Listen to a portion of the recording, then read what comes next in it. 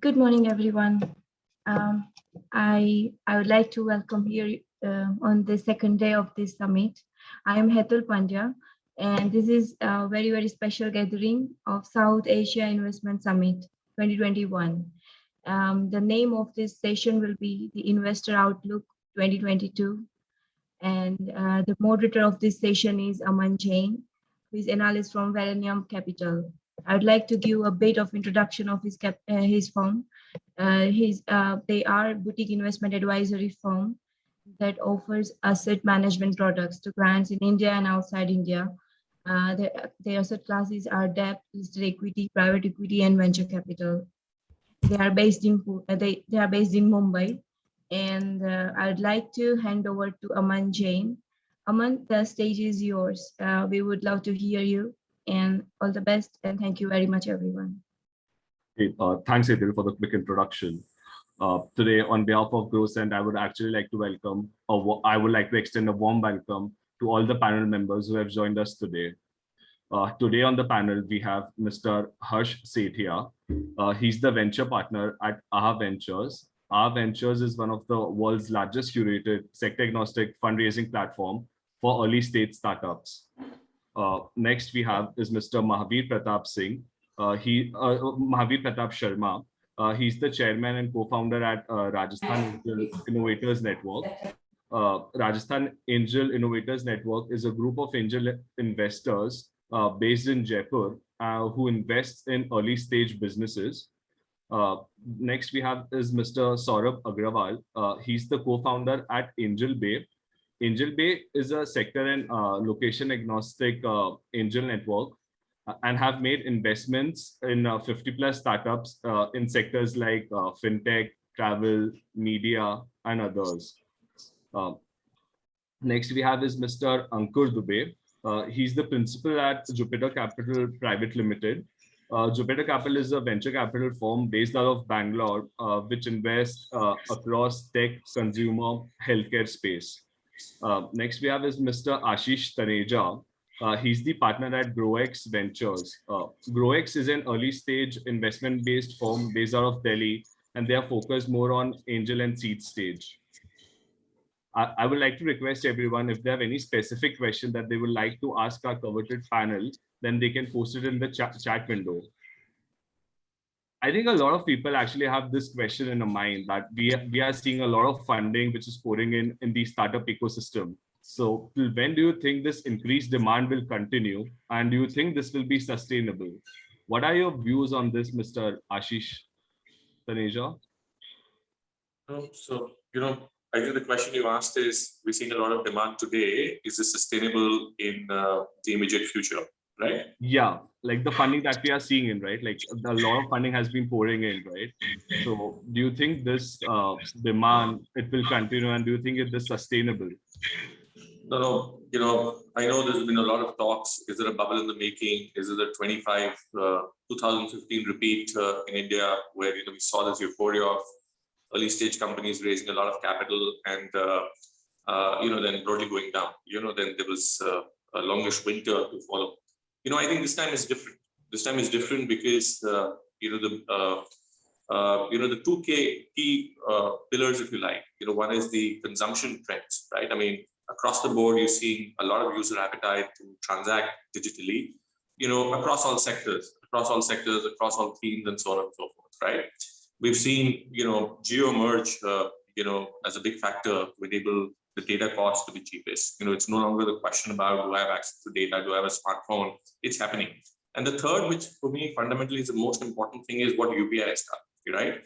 People have got more and more comfortable, paying digitally, and that's a big foundation, right? I honestly don't feel, that the demand's going to slow down. What's happening in China is impacting in India. A lot of capital is being diverted. The India story is looking more and more robust as we speak. Yeah. And, there are a bunch of homegrown VCs who kind of continue to raise substantial amount of capital to back early stage ventures. The piece which I'm maybe cautious about is, I think what's going to change is all investors will double down big. Yeah. So, the check size at A rounds, B rounds will continue to go bigger. Yeah. Seed check size broadly will be far larger than what we've seen in the past, but I think early stage investors will be very selective. Yeah, we will see rise of thematic funds coming into play, specialized funds coming into play, and I think that's the change that's going to happen. So this is not an era where everybody will be able to raise capital. Good capital will chase good companies, good entrepreneurs, and I think that will be a distinct foundation for the future to come. I truly believe this decade is for India, and I'm sure the other panelists would add to that. Same goes for Mr. Saurabh Agrawal. I think I echo what Ashish has said. Because frankly, when we look at in the past, there was the investment phase, and last about 7, 8, 9 years, VCs, PE firms have been investing in India. Now, once we look at 21, there are exits happening in the space in terms of Zomato coming up or Policybazaar coming in, Nykaa coming in. So a lot of these exits actually free up a lot of capital, which was like a small capital invested at early stage.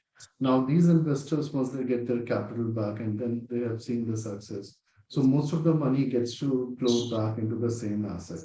So for next probably about 1.5 years, there is definitely, let's say, a lot of activities which will come up, which may taper down for next probably couple of years. But then again, the next set of exits will fuel the growth out there. And people are seeing success, people are seeing exits. And hence the number of investors who are getting into this field are actually increasing. And specifically for India, most of the investors have shied away from venture capital kind of investment because of higher risk. But now seeing the rewards, a lot of guys are coming in and the check sizes are all obviously going up currently. And a lot of first time investors at the early stages are coming up. Okay. What are your views on this, Mr. Harsh? Yeah, so definitely there's some of the points which have been highlighted, with all the exits which have happened over the last 6 months, last 2 years, there's a lot of fund kind of freed up, right?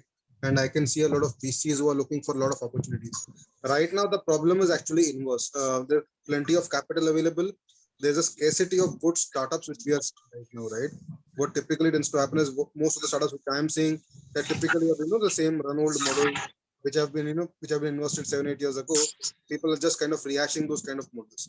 What is truly required right now is for the startups to come up with truly innovative startups, truly differentiated startups. That's what's lacking, I would say, at this point of time, because there's no dearth of money and VCs are actively looking forward to get invest a lot of money. They're looking forward to get good startups.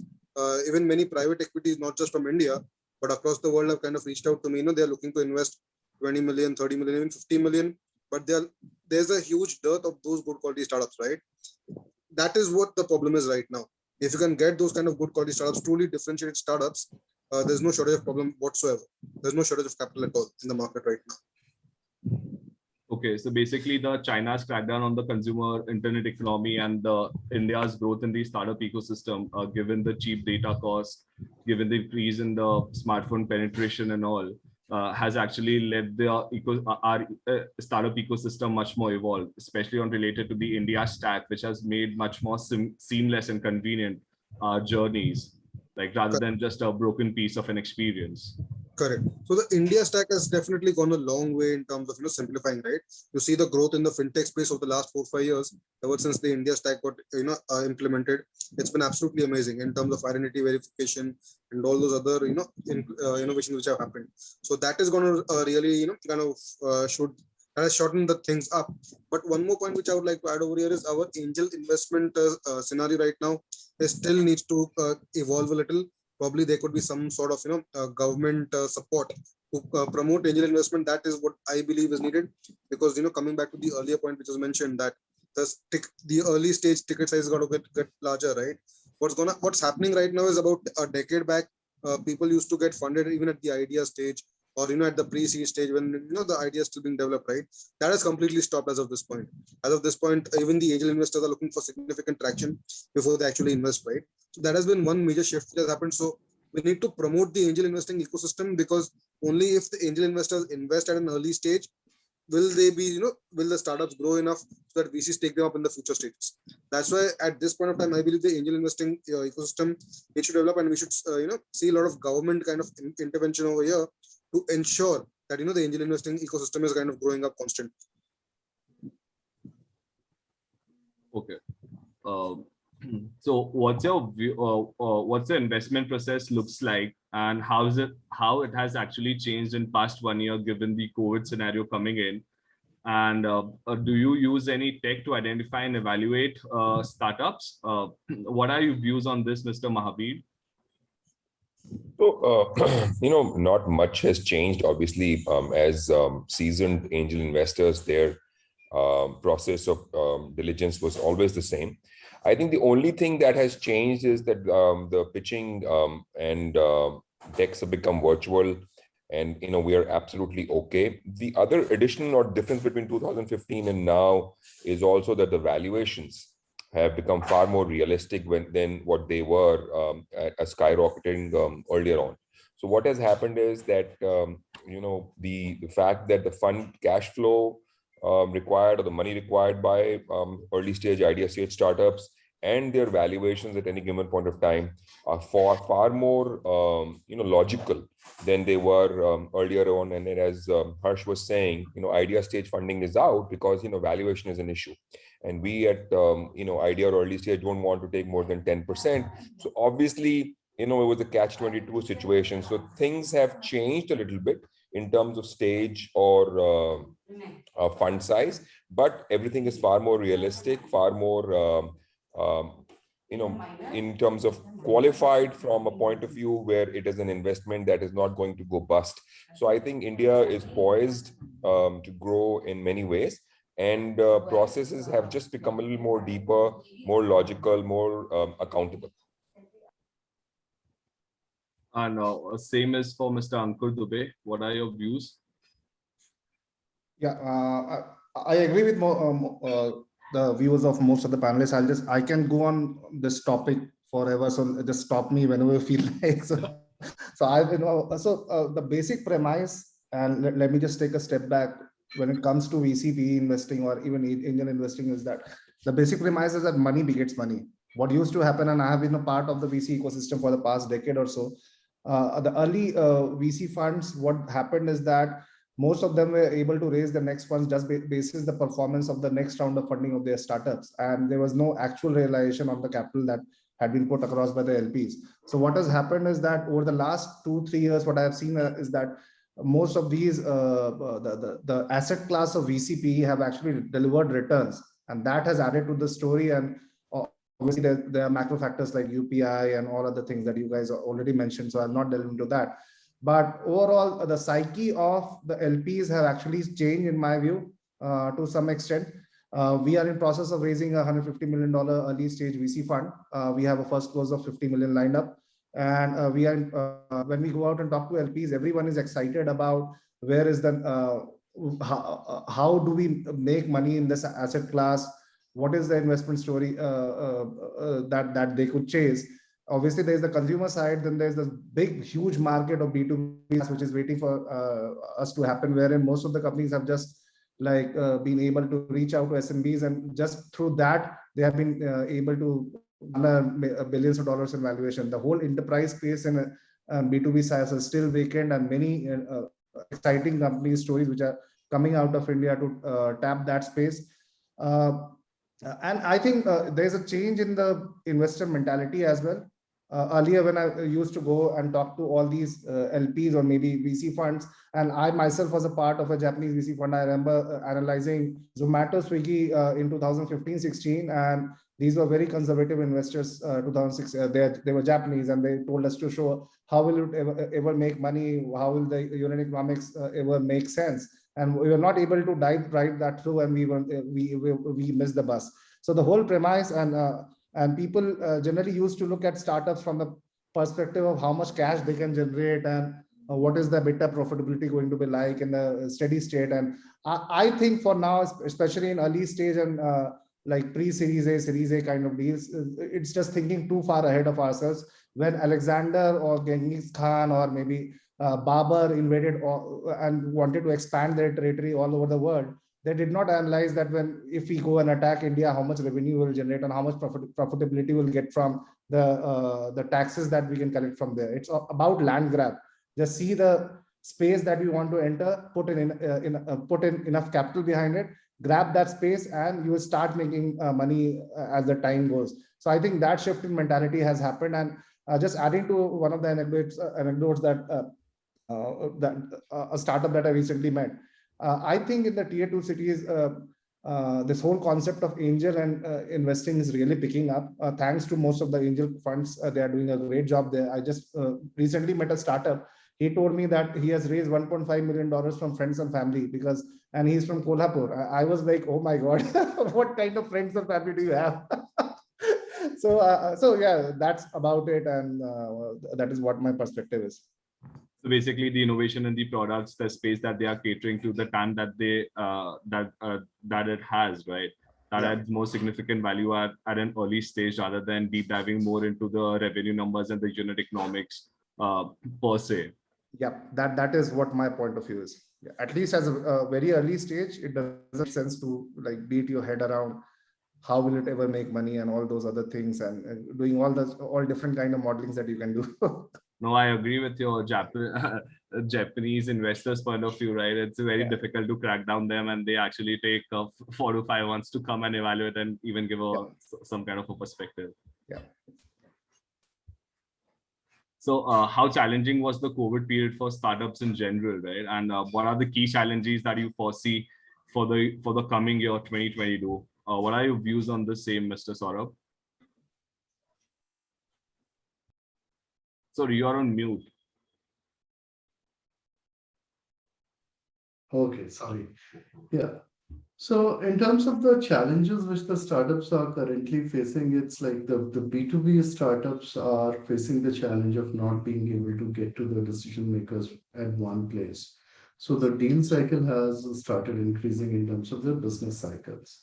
And secondly, though technology has come in, but still like a face-to-face interaction while you're closing large deals, that's something which has not happened over last about 6 months or 8 months. So the business flow had been slowed down in certain segments, which is non-tech B2B space. 2022, it's much more like seems like a year for opportunity. One, because the capital would be available for fast expansion. And secondly, post-COVID, there would be a pent-up demand which will get, let's say, freed up in sectors which are currently beaten down, mainly, let's say, the travel and the shared economy spaces and all that. So that would be probably exciting to look at in 2022 from our perspective. Okay. What's your views on this, Mr. Harsh? So definitely the COVID time was extremely tough. What typically was happening was, as the B2B point was extremely true, and a lot of other startups who were not kind of, prior to the COVID time, they had enough funding and they kind of sustained. But because of COVID, what happened was not just the funding got stopped, even the other problems which were there, the consumer sentiment was extremely down, right? And the purchase had gone down by a huge amount as well. Because of that, the revenues were being affected. So that is where, we could see that the startups were kind of growing, and suddenly they hit a complete plateau or sometimes they go down. So in fact, I'm in touch with 2 startups in the interior designing space, and they were all terribly hit because people did not want, the interior designing staff to kind of come home and redecorate the house, right? Because they were worried they could get COVID. So those kind of risks were there, because of which the revenues went down, the fundraising went down, right? So because of that, there was a huge issue regarding working capital management. On top of that, if you combine that with the banks, it was very difficult to get loans just to manage the working capital rotation as well.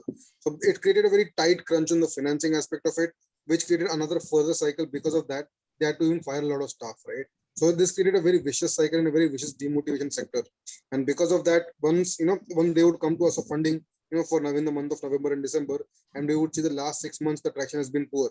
How can we justify taking it to the angel investors and expect them to invest in a company which has gone down in the last 6 months? So it created a very vicious cycle. So that's why the biggest feedback for us, for the company at those moments was try to consolidate as much as you can, try to be as frugal as you can, and try to ride the wave off, rather than trying to expect to get more money invest more money in growth at that point of time, the best advice which we kind of gave was ride the wave of be as conservative as possible. Try to manage your finances well. Write this thing off, and once by next year, when the thing kind of subsides a little, when things open up a little, then you can again come for a higher fundraise amount. But for right now, just focus at a small amount to just cross through the difficulty at that point of time, because there's no point trying to swim against the tides, right? You're not going to win. It's better just to kind of stabilize yourself, and once the tides are again in your favor, then start swimming again. Okay, so basically more like an agility in the business model would have helped them cater to the COVID scenario and made them swim through. More than the agility, the flexibility. What tends to happen is the founders, when they capture the funding and etc., they are a very hard-minded approach that we want to drive growth and scale to 5x 10x in a single year, right? But unfortunately at that point of time it was extremely difficult, and apart from few industries like media, edtech, gaming, etc., fintech, these 3-4 sectors did phenomenally well, but the rest of the sectors were struggling. So that's why at that point of time it was extremely important to kind of manage the expectations of the startups a little as well, that just try to ride this wave of, rather than if you try to burn money too much and if you're not getting results, you'll end up even burning the cash reserve that you have. That's why it was extremely important to teach financial responsibility and try to be as financially responsible as possible. Okay. What do you think on this, Mr. Ashish? From my perspective, I think where we are today, the impact of COVID challenges, that's all been discounted, and people have realized that the world will move on, right? And it's more about saying that, let's say from a cash perspective, do I have enough cover? If there's a wave 3 in India, hypothetically, then, am I adequately covered, right? Because when the first wave happened last year, whatever, March, April, May, whatever that period was, all the startups, what they were trying to do was to conserve capital. The idea was to say, how do I improve my runway? How do I survive this? Without even knowing how long will it take to come out of this pandemic, right? It's been now 18 months, which is still there. There's a lot of uncertainty. But, in this 18 months, things have moved so dramatically across the board again, right? I mean, the amount of capital coming in, pandemics accelerated real estate. Real estate has been a dying sector, God knows, for more than a decade. That's fueled that. Look at the public markets, outperforming globally. Look at what's happening now. There was a time, 2015-14, when we were copying ideas from the West. Okay, Flipkart replicating Amazon, Ola doing Uber equivalent, and so on and so forth, right? Today, you're seeing ideas where in Latin America, as an example, we were saying, oh, this is the Khata book for LATAM. This is the Meesho for LATAM, right? Things have dramatically changed. And what's that done is, the quality of founders today is so different than the breed we invested in, let's say 4, 5, 6 years ago. These are so ambitious, so clear with their ideas, and whatever comes their way, they have a plan to manage those or mitigate those challenges, right? So I'm at a stage where we're saying, COVID is going to be part of us, right? And building technology, deploying technology, building a business is something which will always remain, right? Founders will find creative answers to win that.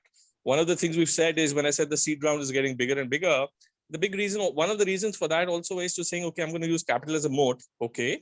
But, because there is this uncertainty about when this pandemic is going to come to an end. Is there a wave 3? Is there a wave 4?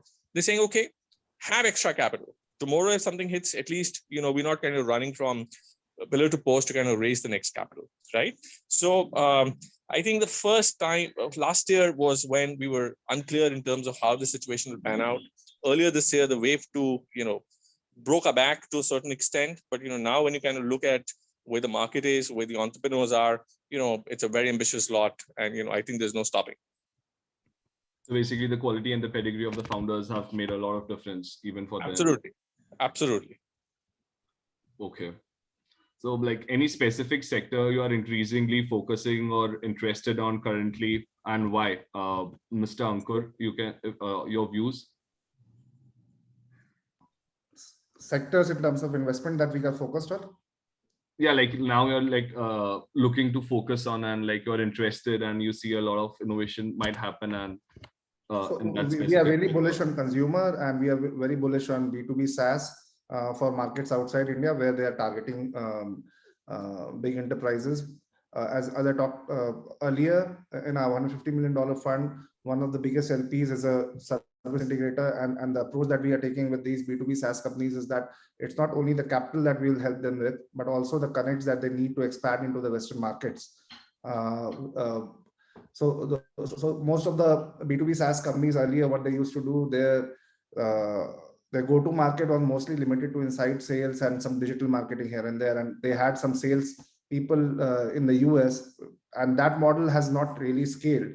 Now, what we are trying to do is that along with the capital, we also trying to hook them up with people that we know in our who are in our circle, and through these service integrators, they will find a channel to reach out to big enterprises to sell their products to them. So that is something that we are really excited about. So to sum it up, consumer and B2B SaaS outside India are the two sectors that we are focused on. So basically, it's more like a gamut of network that you have, which will help them drive the growth, apart from only the infusion of the capital that you will make. Okay. What are your views on this, Mr. Mahavir? Yeah, I think broadly whatever everyone has said works, but we're also looking a huge influx on ESG. We're looking a huge influx on technologies like GIS, drones.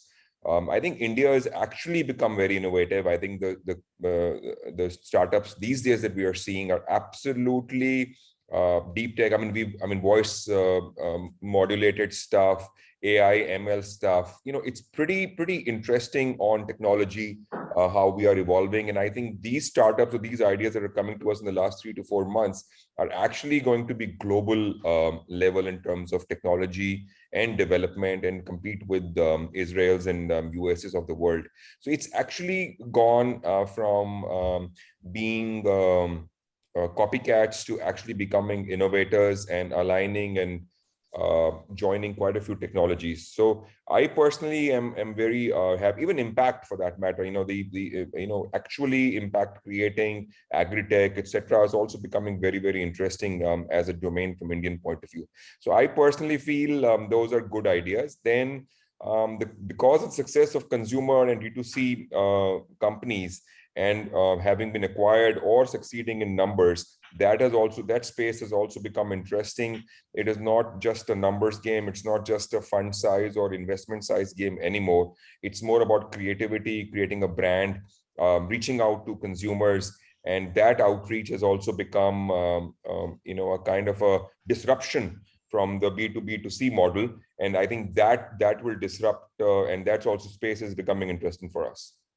Basically more like an innovation in the products, which the startups will bring in, will make you interested in investing in them. Absolutely, and that's what is very critical for us. Yes. Okay, I think Saurabh has already shared his views on this. Like he's looking more towards the shared economy piece and the travel to come ahead. So any specific thing that you're looking in, Mr. Ashish, on this? So, you know, our fund is B2B focused with a preference for deep technology ventures, right? So in the recent past, you know, we backed 2 enterprises in the electric vehicle space. Yeah. So, you know, one focused around 3-wheeler, 2-wheeler as a segment, the other going after light and heavy commercial vehicles, right? And, you know, they're doing the full stack, you know, the powertrains, the battery management system, all the innovation around that. Yeah. We backed 2 companies in space technology. Yeah. So, you know, one building a constellation of nano satellites, you know, and, you know, via that sharing data with all the large companies, be it an oil and gas, be it an agriculture company, to take better decisions, right? The other, you know, building propulsion systems for in-orbit navigation, right? We've got robotics, we've got drones. So, you know, we've done a bunch of deep technology, and that's a big change now in the recent past, that, you know, the ideas which we see coming to us, or even what the entrepreneurs are building, are no longer just kind of focused on that this is for India. You know, they're chasing the global world, and you know, that's a big change, right? Moving forward, you know, I know we've kind of talked about a lot of these big words, but I agree with Mahavir. ESG, sustainability, circular economy.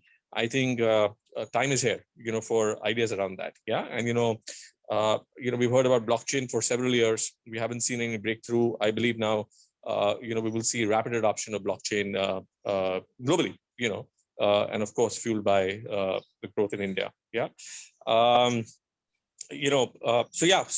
Continue more on the deep tech side, certain examples in terms of what we could look at overall.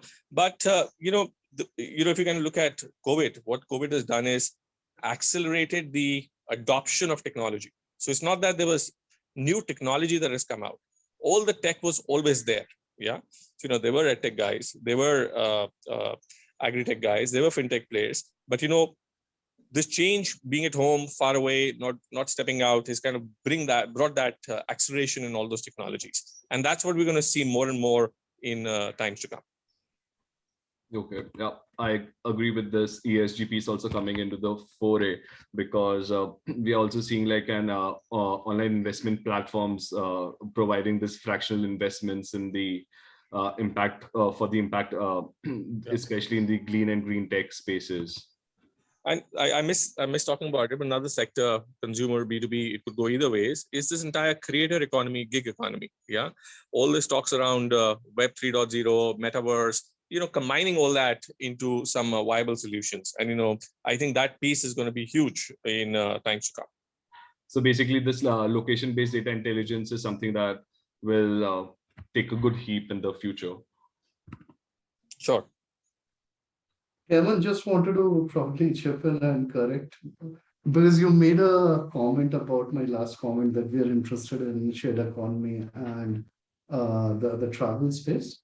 So that was just a generic comment. From our side, we are very much focused on fintech, which forms about 50% of our portfolio. So we are looking for fintech companies in India, UK, and Singapore.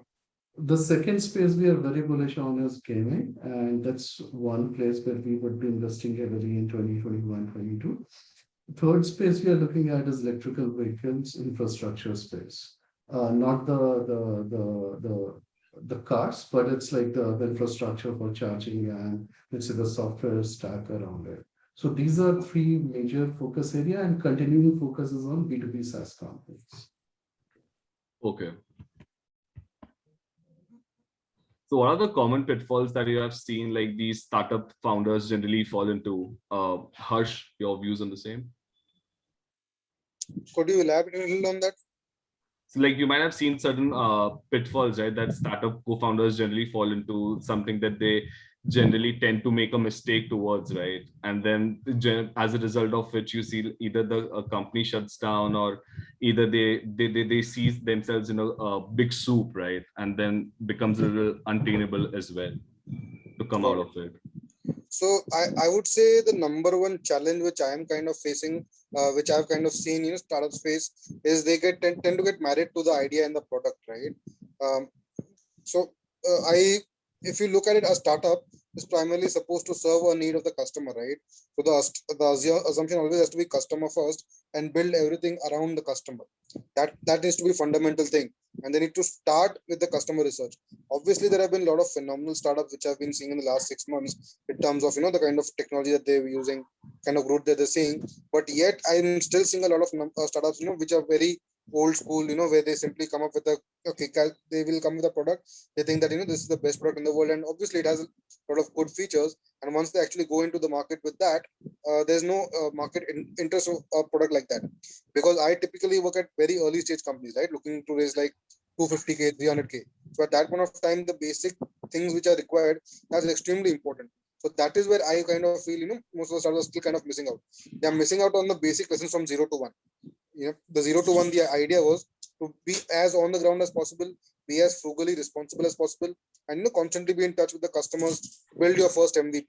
I feel that they're simply skipping that step and directly jumping towards building the product, and just expecting that VCs will put in the money and save them when the time comes.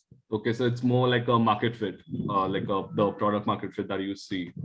Yeah, the product market fit is lacking. What is happening is, without achieving product market fit, companies are asking, they want to raise $1 million, $2 million without reaching product market fit, and they think that the money is going to save them. But it never works that way. Money is not going to save them. Money is simply going to accelerate a good company, and if it is a bad company, it's going to accelerate that as well. which is going to end it to further quicker closure as well. So that is why money is not a solution to the problem. Money can simply accelerate the process which is happening, and the product market fit is not reached yet, and still companies come with $1 million, $2 million raise. In fact, just two days back, there's a technology company which had reached out to me, very early stage, working on some browser search kind of a platform. They barely had $50,000 in revenue, and they wanted to raise $15 million. So a lot of this mismatch is happening. It's absolutely hilarious. Okay, so what do you think, Saurabh, on this? Like, since you have made 50 plus investments and obviously screened through a lot of startups before coming to that number. So what have you seen in? It's actually the same thing. I think I'll echo what Harsh said. One is that people come in to raise funds too early. So either you do have a track record or you need to have some execution, right? You can't just come out fresh without any track record and say that I'll do XYZ things, because there is nothing on ground which was proved till date. Secondly, the valuations, and probably 70% of the startups which we get are out of whack. So these cases are pretty rampant, that founders just build a PPT and trying to raise $1 million. They don't even do, let's say, a legwork of just figuring out who their competitors are. So these two things are in the fund raise side, when the founders are not ready for fundraise and they're still approaching investors. And that creates an issue because they early on touch base with the investors, while when they are ready for the fundraise, they come again. But by that time, we already know that these guys weren't good enough. So second chances are generally not there in the industry, because the deal velocity is so high. And second pitfall, what we have seen is, once the fund is raised, a lot of money is getting burned into unnecessary expenses just to show something is happening, versus judiciously using that money for the growth. So that's why the distance or the valuation uplift in most of the startups between angel round or a series A, or angel round and a pre-series A, that's coming down. 1.2, 1.5x returns during that period doesn't really cut it for you. No, I couldn't agree more on this. What do you think on this, Mr. Mahavir? So, I mean, amongst other things, and I don't know if others are observing what I'm seeing, while we're going into co-founders who are techies and who are good at what they're doing and coming up with innovative products or services and solutions, I'm seeing the lack of marketing and sales co-founder alongside them. Even when they're raising money, they're bad pitching people. I mean, they know the technology, they know what they're doing, the product is great, but they don't know how to sell. They don't understand. So I think there's initially 3 years ago, everyone was a talker. Everyone was selling ideas that had no substance. Now, I think in the last 6 months, I've seen great products and services built by great people, but they are not B2B. They don't have the bandwidth or the ability or experience to sell to B2B or B2G or B2 or to whatever. So I think there is some lack of techies not taking on board marketing, outreach, financial sector people to work with them, because it's a team effort. It cannot just work with technology. Ultimately, you got to sell that and sell that for a price in competition with others, and keep on continuing. So I think that is something that I'm seeing amiss. And that's a pitfall, if you ask me honestly. Great tech, I mean, they will sooner or later be acquired by good marketing companies. And that's where I think the problem in the months ahead might happen. Yeah. And I would absolutely like to concur with Mahavir ji. It's an absolutely brilliant point.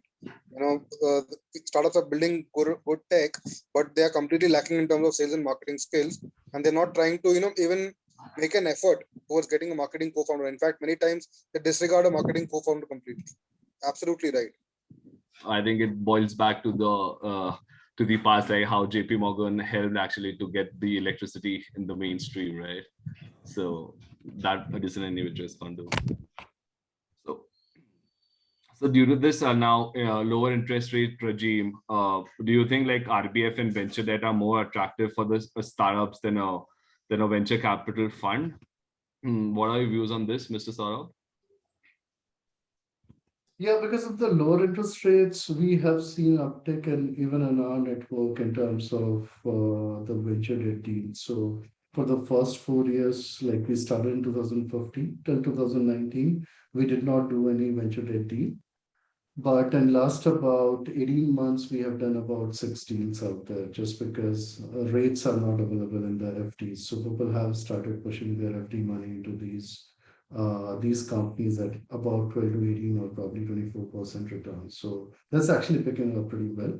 And secondly, investors, what they have seen is the exits once you are an angel investor. Sometimes now the exits are happening at 7th or the 10th year, and most of these guys don't want to wait for that long. And hence the venture debt deals are becoming slightly more attractive to the investors who want their money back faster. Okay. What do you think on this, Mr. Ankur? I think it makes sense for a company which is cash positive, but if the focus is on growth, although I agree with the earlier panelists that maybe the supply is there on the venture side, is the demand really big? I'm not very sure whether the demand is that high, at least in companies which are pre-series A, series A, because for them, growth is the most important metric. And if you are putting away some of the cash that you are generating into the interest that you have to pay as an obligation, I don't know how that works out. So I'm a little bit skeptical on that. I think the bigger companies can obviously raise a venture debt. If say, for example, they're doing a series B and someone puts in 10-15% of the round in debt format. But I'm not really bullish, and this is my personal view, that especially on the consumer side, where you have to spend so much to acquire and retain a customer, you can part away with a portion of the capital that you have or the cash that you are generating in form of interest that you need to pay, or the EMI that you need to pay. So that's my own personal view on that. Okay, now like because you see the company like Velocity, which is into RBF space, right? They especially focus more on this D2C as a D2C companies, right? And honestly, they have been growing tremendously in that segment, and they have started even like started providing these funds to the company at an early stage as well, rather than only at the late stage. What was the name of the company you mentioned? Velocity. Velocity. Okay. Yeah, Ashish, your views on this? Ashish has dropped off, Aman. Okay. Some technical issue probably. I mean, I agree. I mean, I'll just quickly tell you what I think. I agree with Ankur. I think for me, debt is more of a later stage, a pre-series A or a bridge before you hit series A. More in that situation. I think early stage, idea stage, and probably the attendees here, debt is not the way to go. No matter what the interest rate is, cash flow is very important, and if a part of that is going into repayment, even if you have numbers and volume and traction, it's not advisable. I think if you're getting ready for a series A or it's an interim, in my opinion, a 12-month bridge kind of a thing. It works in those situations to reach numbers and valuations that you have to require, but not at this stage, in my opinion. So basically more at let's say a growth stage or a late stage. Absolutely. Growth, late stage, holding back or not diluting for the next round. These are strategic decisions that have to be taken. And I would still, even if it's this thing, I would still go for a convertible option also at that point of time, because it really, and a discount later on, that's also another option that can work, because it's everything counts, whether no matter what the interest rate is, and especially when you're bootstrapped or getting ready to scale up beyond a point. I think it's very critical. So debt does work. Debt does work for funds that are giving out, but at a much later stage probably. Okay. So any suggestions like that you would like to give to the startup co-founders who are there on the table? Yeah. I mean, basically, even if you have to go for debt, even if you're not able to get the valuation that you want, or the funds and your debt. So, I mean, even it has to be a combination. So I really feel that you should hold off raising money, no matter what kind of money is coming, to as late as possible. Reach numbers that are justifying the projections that you are trying to give, and then try and go and raise money. raise money in at 2 tranches or whatever. And if at all you are in a situation where there's huge cash flow, and you need to have situations where you are giving terms, especially in B2B situations, franchise models, etc. You need to have a debt. It is workable. It's not a bad idea, but it should be a combination, if not entirely based on debt. That's my thing. What do you think, Ankur, on this? Yeah, I totally agree with you. I totally, in fact, he said exactly what my point of view is. So I don't have anything further to add. Yeah. Okay. So yeah, Saurabh, same is for you. Yeah, so something like, let's say again, the difference is because we are more venture debt pro, is because we have a different kind of portfolio, because 50% are fintech, right? So these guys are generating cash, and for them, leveraging their balance sheet becomes a lot important. Secondly, when we look at D2C brands where we have invested in, again, a lot of these companies are profitable, right? So for these guys to raise short-term debt, as Mahavir said that it's about a 12 months bridge where the founders are not looking to really dilute at this stage. They, in case they get money at, let's say, 8-10 percentage point interest and some bit of equity, they're saving a lot on equity dilution at the early stage. This is one of the problems which we face when we invest in the companies, is that they are overly diluted when they come to us. And normally the thumb rule which we have seen with our, let's say, VC partners is about 60 to 65% equity before Series A should be with the founders. Now, once the founder is already diluted about 30-35 and they are looking for a bridge, that's the point venture debt becomes really important to just manage your cap table per se. But obviously, like, it's not a sustainable model just in isolation, because finally there is a significant pressure on founders to then generate cash to give it back to the investors. So it's always done in tandem with equity. So now I will actually take the questions from the chat window. That so Shriram is actually asking, in which sector you think this FDIs are more inclined and interested to invest in. So yeah, any one of you can take this up. Like, Harsh, you want to go first? Portfolio, what we have sorry. seen. Sorry. Please. So in our portfolio, what we have seen is most of the FDI is flowing in one, media and entertainment segment. Second segment, which is attracting a lot of FDI from our portfolio again, is the deep tech startups. Fintechs, though there is an interest, but because of regulations, it's becoming tough to actually get the money from FDI. And what do you think, Ankur? Sorry, I did not catch. I did not really get the question properly. So what was it? So there's this question which is by Mr. Shriram, like, in which sector FDIs are more inclined and interested to invest? So foreign direct investment into foreign direct investments.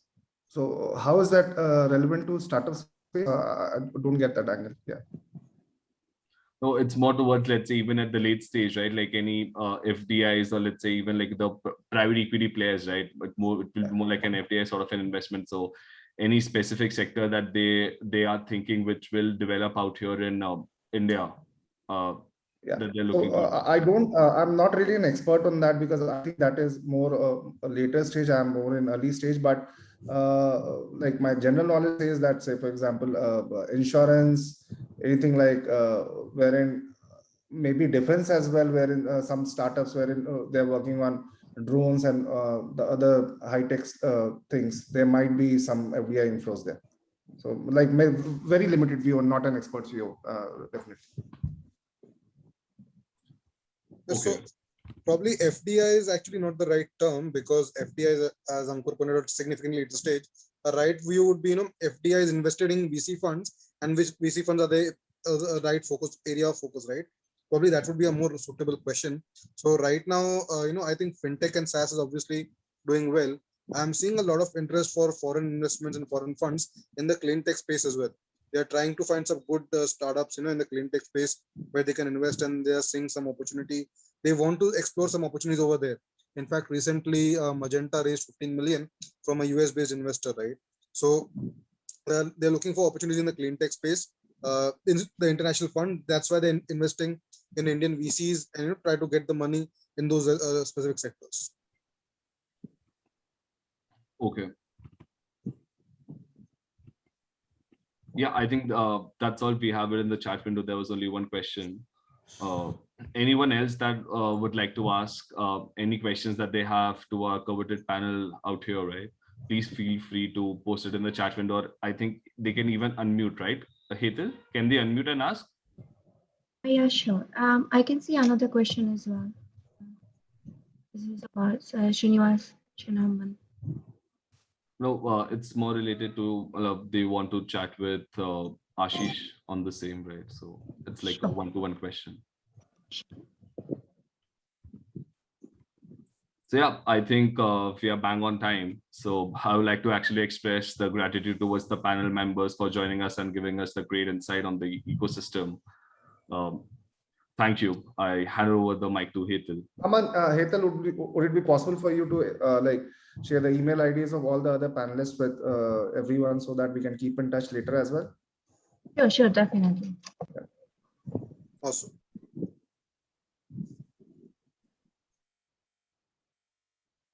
Thank you, everyone. Or Hetal, are you doing the thank yous and then we log off? Sure. Thanks everyone. Really panel. Yes. First, I'd like to thank you, Aman Jain, for being there and moderate this wonderful session. It was great insights. I'm sure we learned a lot, and it was really engaging and wonderful. And for our panelists, Mr. Ankur Dubey, Harsh Sethia, Mahavi Pratap Sharma, Ashish Taneja, Saurabh Agarwal. Thank you, everyone. Thank you so much. We are deeply grateful for you being here. And I would like to give a quick introduction about the next session. It is going to be the company presentation. It will be start from 10:30. It will be for 12:30. Wonderful startups will be presenting there. And thank you, everyone. I would like to end this session. Thank you all. Thank you for joining. Thank you. Thank you.